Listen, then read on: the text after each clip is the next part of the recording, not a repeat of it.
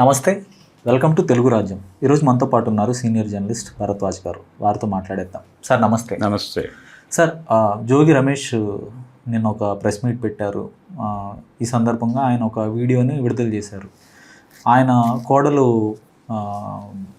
వసంత కృష్ణ ప్రసాద్ తన ప్రత్యర్థి కార్యాలయానికి వెళ్ళి అక్కడి నుంచే ఈ ఈ వ్యవహారం మొత్తం వివాదం మొదలైంది. అక్కడి నుంచే వెపనైజ్ చేసుకున్నారు తన కోడల్ని. ఇంట్లో చిన్న చిన్న మనస్పర్ధలు, భార్యాభర్తల మధ్య చిన్న మనస్పర్ధలనే వాళ్ళు ఉపయోగించుకొని దాన్ని ఇంత దూరం వరకు తీసుకెళ్లారు. మేము మరిన్ని ఆధారాలు ఉన్నాయి, బయట పెడతాము అని ఆయన చెప్తున్నారు.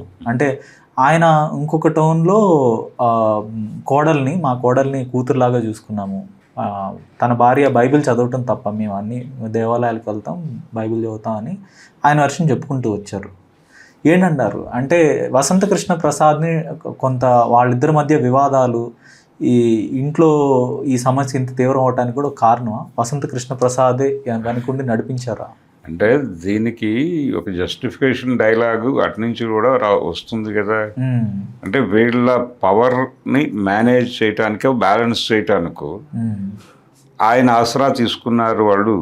అంటే ఒక విక్టిమ్గా వెళ్ళి కృష్ణప్రసాద్ దగ్గర, అయ్యా మాకు ఏదైనా జరిగితే మీరు కొంచెం ప్రొటెక్ట్ చేయాలి అని అడగటం కోసం వెళ్ళి ఉండొచ్చుగా. ఇప్పుడు ఈయన వీడియో చూపించాడు నిజమే, వీడియో తప్పని అనొద్దు. ప్రత్యర్థులకు సహజంగా వెళ్తారు ఇక్కడ పవర్ని బ్యాలెన్స్ చేయడానికి వెళ్తారు కదా. అందుకని వెళ్ళారు అని చెబితే ఏమిటి సమాధానం? అంటే ఒక వీడియో ఆధారంగా ఈ వీడియోలు చాలా ఎక్కువ జరిగింది ఈ కేసులో. మనకి అంటే ఇరు పక్షాల నుంచి వీడియోలు తీసుకున్నారు. అమ్మాయి చాలా వీడియోలు పోస్ట్ చేసింది, ఫోన్ కాల్స్ పోస్ట్ చేసింది ఫోన్లో. అంటే పర్సనల్ టాక్ జరుగుతూ ఉండగా ఏదో ఒక ఫోను ఎక్కడో చోట ఆన్లో ఉండి రికార్డ్ చేసి వాంటెడ్గా వాడారు. అంటే ఇది ప్రతి డిస్కషను కూడా ఈ సమస్యని క్లోజ్ చేయటం కోసం జరిగిన మీటింగుల్లో మనకు కనిపిస్తున్నాయి. కానీ ప్రతి మీటింగ్కి ఫోన్లు పెట్టి రికార్డ్ చేశారంటేనే అది క్లోజ్ అవుతుంది, లేదు అవ్వాలి అని వాళ్ళు అనుకోవట్లా. రేపు పొద్దున ఈ ఘర్షణ పెరిగినప్పుడు వాళ్ళని బదనాం చేయటానికి ఈ వీడియోలు వాడుకోవచ్చు అనే ఉద్దేశంతోనే మీరు ఫోన్లు ఆన్ చేసి ఉంటారు కదా.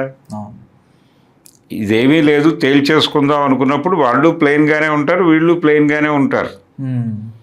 ఇప్పుడు కలిసి ఉండే వాతావరణం లేదండి వాళ్ళిద్దరి మధ్య. లేనప్పుడు జనరల్గా చేయాల్సిన పని విడిపోవడమే.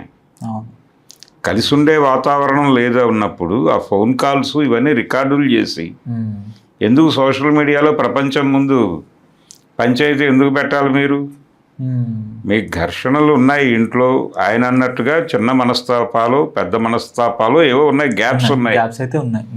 ఆ గ్యాప్స్ ఉన్నమాట నిజం. ఆ ఫోన్ కాల్స్లో వాళ్ళ కాన్వర్జేషన్లు అందరూ విన్నారు. కాబట్టి అంత ఘర్షణతో కలిసి ఉండాల్సిన అవసరం ఏంటి? అంటే ఆర్థిక లావాదేవీలు ఉన్నాయి అక్కడ. జనరల్గా ఇలాంటి పెళ్ళిళ్ళలో వీళ్ళు ఆస్తులు వాళ్ళ పేరుతో పెట్టుటయో, లేదు వాళ్ళ దగ్గర నుంచి భారీగా కట్నములు పుచ్చుకొనుటయో, ప్రాపర్టీ రూపంలో ఏవైనా తీసుకొనుటయో ఏవో ఉంటాయి, ఆర్థిక లావాదేవీలు ఉంటాయి కదా. వాటికి సంబంధించిన సెటిల్మెంట్ గొడవ ఏదో ఉంటుంది వెనకాల.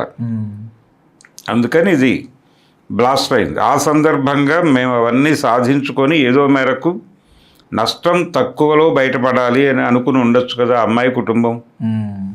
అనుకున్న సందర్భంగా లోకల్ ప్రొటెక్షన్ కోసం కృష్ణప్రసాద్ని ఆశ్రయించి ఉండొచ్చు. రేపు పొద్దున వాళ్ళు ఈ ప్రెస్ మీట్కి కౌంటర్గా అదే చెప్తారు. మేము ఏం చేస్తామండి, గత్యంతరం లేదు, మిమ్మల్ని బ్యాలెన్స్ చేయాలంటే ఆ లోకల్గా ఉన్నవాడిని ఎక్కడో పట్టుకోవాలి, అది కాంట్రాక్ట్ దొరికింది మాకు, వెళ్ళాం మాట్లాడాము, ఏమిటైతే అన్నారు అనుకోండి, అప్పుడు ఏంటి సమాధానం ఇటు నుంచి? అందుకని ఈ పర్సనల్ గొడవ ఇది. ఆయనే అన్నట్టుగా రాజకీయంగా వాడుకునే ప్రయత్నం జరిగిందా లేదా అనే చర్చల్లోకి వెళ్తే డెఫినెట్గా జరిగి ఉంటుంది, అది కూడా ఉంది. అంటే ఈ ఫ్యామిలీని ఇన్ టోటల్ బదనాం చేయటానికి లోకల్గా వీళ్ళ వ్యతిరేక పార్టీ ఏమిటి? టీడీపీనే. టీడీపీ సీరియస్గానే వాడుకుని ఉంటుంది, దీన్ని వాడుకుంది కూడా. వాళ్ళ గ్రూప్స్లో షేర్లు చేశారు, అవకాశం దొరికింది, వాళ్ళు సక్సెస్ఫుల్ గా వాడుకున్నారు. ఏ పార్టీ అయినా చేస్తుంది, ఎవరైనా చేసేది ఇదే. వైసీపీ ఆ పొజిషన్ ఉన్న వాళ్ళు కూడా చేసేవాళ్ళే. సో అంటే ఇప్పుడు ఈ స్థాయిలో గొడవ పెట్టుకోవటం, ఈ స్థాయిలో పబ్లిసైజ్ చేసుకోవటం ఉన్న వివాదాలు, ఇంట్లో వివాదం, ఎందుకంటే వాళ్ళు కూడా పెద్ద కుటుంబమే వాళ్ళది కూడా. సో పరువు మర్యాదలు ఇలాంటి ఫ్యాక్టర్స్ కూడా వస్తాయి. అంటే పరువు మర్యాద కంటే కూడా ప్రాపర్టీస్కి సంబంధించిన గొడవ ఇది. ఆస్తు తగాదా అవటం వల్లనే ఇంత కాన్షియస్గా ఉన్నారు.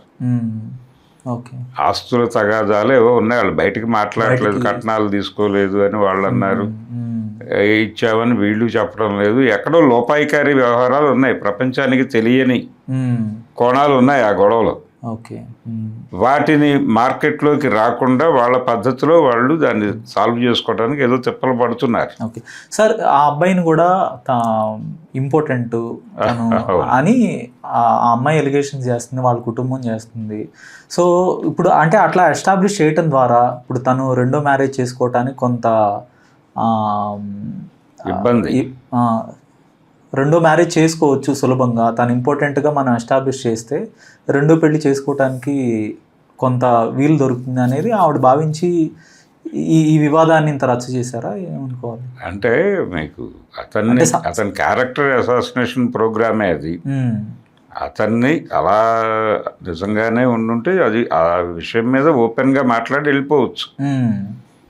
మీరు కలిసి ఉండాలని ఎవరు అసలు మీరు ఎనీ పోలీస్ స్టేషన్కి వెళ్ళి చెప్పచ్చు కదా, ఇబ్బంది ఉంటే. ఇప్పుడు ఈ ప్రతి దాదాపు 7-8 పంచాయతీలు జరిగినట్టుగా మనకు వీడియోలు బయటకు వచ్చాయి సోషల్ మీడియాలో. ఇన్ని పంచాయతీలు ఎందుకు జరగాలి అసలు? వెరీ ఫస్ట్ డే మీరు లోపలికి వెళ్ళిన క్షణమే మీకు సినిమా అర్థమైనప్పుడు బయటకు వచ్చేసి ఇది కష్టం అని క్లోజ్ చేసి ఉండొచ్చు కదా. కానీ కొన్ని ఫోన్ కాన్వర్జేషన్స్లో ఇతను ఆవేశపడుతున్నాడు కానీ ఆ అమ్మాయి కూల్గానే వద్దు నువ్వు కంట్రోల్లో ఉండు నేను మాట్లాడుతున్నాను కదా అన్న మాటలు కూడా విన్నాం మనం. అంటే ఎక్కడో ఏదో తెగింది, దాంతో ఒక బలమైన ఎలిగేషన్స్ పట్టుకొస్తున్నారు.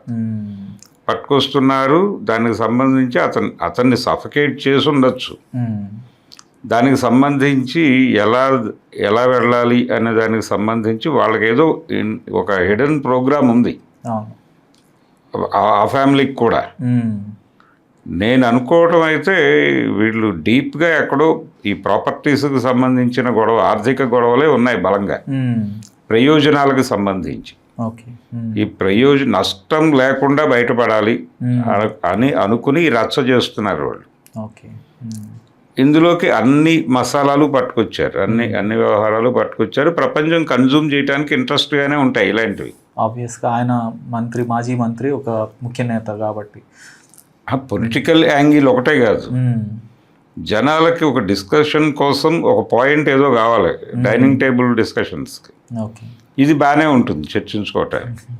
కాబట్టి ఆ పద్ధతిలో అంటే మనం బిగ్ బాస్ షో చూస్తాం, ఎందుకు దానిలో ఉన్నటువంటి క్యూరియాసిటీ ఏమిటి, నలుగురు డిఫరెంట్ ఒపీనియన్స్ ఉన్నవాళ్ళు ఒకే చోట ఉండాల్సి వస్తే వాళ్ళు తిట్టుకుంటే వాళ్ళు ఎలా ఉంటారో చూడటం అనేది ఒక క్యూరియాసిటీ. అవును, కాబట్టి అదే దీని మీద నడిచింది. నిజానికి ఇది ఒక బిగ్ బాస్ లాగానే నడిచింది. ఆయన ఇంట్లో వివాదం, వాళ్ళు పంచాయతీ చేసుకోవడం, వీడియోలు బయటకు ఆయన అరవటం, ఇవన్నీ చూస్తే అదొక రకమైన బిగ్ బాస్ షోనే. స్పష్టంగా ఎందుకు అంత రచ్చ చేసుకున్నాడు ఆయన నిన్న ప్రెస్ మీట్లో కూల్గానే మాట్లాడాడు, కానీ ఇన్సైడ్ ఏమిటి అనేది ఎంతో కొంత ప్రపంచానికి షేర్ చేయాలి కదా, అది జరగల. వీళ్ళు అసలు రోడ్ల మీదకి వచ్చి మాట్లాడట్లేదు, అంటే వాళ్ళు ఇంకా మీడియా ముందుకు రాలా. వాళ్ళు వస్తారా లేకపోతే వాళ్ళు ఇంకెవరినైనా ఒక ప్రతినిధిని పెట్టి మాట్లాడిస్తారా చూడాలి. ఎందుకంటే వీళ్ళు నల్గొండ జిల్లా అనుకుంటున్నాను నేను, అమ్మాయి. సో వాళ్ళు కౌంటర్ ఆపరేషన్ ఏదో ఉంటుంది, వాళ్ళు కూడా ఒక అంటే తమని తాము ప్రొటెక్ట్ చేసుకోవడానికి ఒక డైలాగ్ చెప్తారు. ఆ ప్రొటెక్షన్ ప్రోగ్రాంలో భాగమే అతను ఇంపార్టెంట్ అనేటువంటి స్టేట్మెంట్. ఇప్పుడు వాళ్ళ గొడవ ఏమై ఉండొచ్చు, ఇది బహిరంగంగా మాట్లాడితే రేపు పొద్దున వాళ్ళు అప్రోచ్ అయ్యే దగ్గర దానికి సంబంధించినటువంటి నిర్ధారణలు సమర్పించుకోవాల్సి ఉంటుంది. వీళ్ళు ఎక్కడి దాకా వెళ్ళారంటే నేను నిన్ను టెస్ట్ చేయించుకోమని చెప్పాను కదా అనే సంభాషణ కూడా బయటకు వచ్చింది, అవును. తీసుకొచ్చారు. అంటే ప్రతిదీ పద్ధతిగా ప్లాన్గా జరిగింది. అంటే ఫోన్ కాన్వర్జేషన్స్ జరిగితే కెమెరాలు పెట్టి రికార్డ్ చేశారు, అవును. ప్రతి ఫోన్ టాకు రికార్డ్ అయింది. అంత కాన్షియస్గా రిలేషన్స్ ఉంటాయా? ఓకే. అంటే ఇది ఓవరాల్గా జోగి రమేష్ కానీ ఆయన కుమారుడి రాజకీయ భవితవ్యం మీద ఎలాంటి ఇంపాక్ట్ చూపిస్తుంది అంటారు? అంటే public memory is very short అనేది ఒక సిద్ధాంతం ఉంది. ఓకే. ఇది ఇప్పుడు దీన్ని మించిన వ్యవహారాలు ఏవో బయటకు వస్తాయి 4 రోజుల తర్వాత. అది వచ్చినప్పుడు ఇది పక్కెళ్ళిపోతుంది. ఓకే. కాబట్టి దీని మీద ఆయన రాజకీయ భవిష్యత్తుని డిసైడ్ చేయడం కుదరదు. ఆ లోకల్ పీపుల్ అతన్ని ఆల్టర్నేటివ్గా చూస్తున్నారా లేదా అంతవరకే. ఓకే. అతని కుమారుడు తన్ని తాను ఎస్టాబ్లిష్ చేసుకోవడానికి జనంలో ప్రూవ్ చేసుకోవాల్సి ఉంటుంది. ఆ ప్రూవ్ చేసుకోవడానికి అతనేం చేశాడు అనే దాని మీదే అతని రాజకీయ భవిష్యత్తు ఉంటుంది. అంటే వాళ్ళ కుమారుడు వాళ్ళ ఆవిడతో మాట్లాడుతున్నప్పుడు ఫోన్ కాల్స్లో కొంత అగ్రెసివ్గా మాట్లాడతాం, హై హ్యాండెడ్గా మాట్లాడతాం, ఇవన్నీ కొంత అతనికి ఇబ్బందే కదా. అంటే emotionally is very sensitive, fragile ego. అంటే చెప్పుకుంటాడు, నన్ను హెరాస్మెంట్ దారుణంగా చేశారు. ఇప్పుడు అందులో ఒక డైలాగ్ ఉంది, నువ్వు వెళ్ళిపో, నువ్వు ఎక్కడికైనా వెళ్ళిపో, నువ్వు ఇక్కడ ఉంటే హెడేక్ అని కూల్గా మొదలుపెట్టి నేనేమన్నాను అని ఆవిడ చాలా పద్ధతిగా ఇతన్ని ప్రొవోక్ చేసే పద్ధతిలోనే వెళ్ళారు. ఇతను ఆ మీటర్ ప్రకారం వెళ్తున్నాడు. అక్కడ రికార్డ్ అవుతుందనే స్పృహ ఉండకపోవచ్చుగా ఇతనికి. పర్సనల్ లెవెల్లో వాళ్ళ మధ్య ఇది కాకుండా ఇంకేదో చర్చలు జరుగుతున్నాయి. ఆ చర్చలు అనేది ఇతనికి హెరాస్మెంట్గా ఉంది అని అర్థమవుతుంది మనకి క్లియర్గా అది వింటే. కాబట్టి అతను ఎలా ప్రూవ్ అయినా కానీ తర్వాత వెళ్ళి తనని తాను ఎస్టాబ్లిష్ చేసుకోవాలి జనాల్లో, లేకపోతే కొంతకాలం ఈ ప్రపంచానికి దూరంగా ఎటన్నా వెళ్ళిపోవాలి. అతను పాత ఇంకెక్కడి నుంచో వచ్చాడు కదా, వేరే దేశంలో కొంతకాలం ఉన్నట్టున్నాడు అతను. సో తిరిగి అక్కడికే వెళ్ళిపోయి కొంతకాలం గడిపేసి, ఇది ఇప్పుడు మొన్న మనం బండి సంజయ్ గారి కుమారుడు భగీరథుడి కథ నడిచినంతకాలం అది క్యూరియస్ అంశం. ఆ తర్వాత ప్రపంచం దాన్ని వదిలిపెట్టేసి రకరకాల అంశాలతో ట్రావెల్ అయింది. వదిలిపెట్టేసింది. బండి సంజయ్ గారు కొనసాగుతున్నాడు. తర్వాత ఆయన కూడా అప్పుడప్పుడు బయటకు వచ్చి గాజులు వేసుకోవటం మ్యాండేటరీ చేస్తాము, బొట్టు పెట్టుకోవటం మ్యాండేటరీ, పాత పద్ధతికి వచ్చేసాడు. ఎక్కడ అది ఏమి ఇంపాక్ట్ చేసినట్టుగా అయితే మనకు కనపడలేదు. మళ్ళీ కంటెస్ట్ చేసి గెలిచే సామర్థ్యం కూడా ఆయనకు ఉంది.